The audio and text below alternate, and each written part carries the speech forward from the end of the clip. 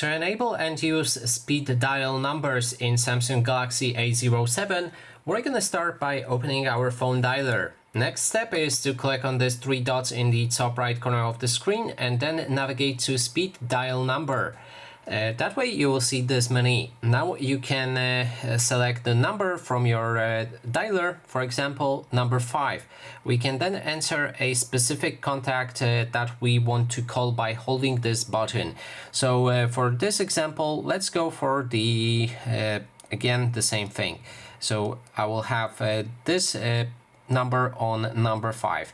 Now if I press and hold number 5 in my phone dialer, normally you'll be able to call that number that you've added in the speed dial by doing this, but in this case I don't have any network connection and that's why it's refusing.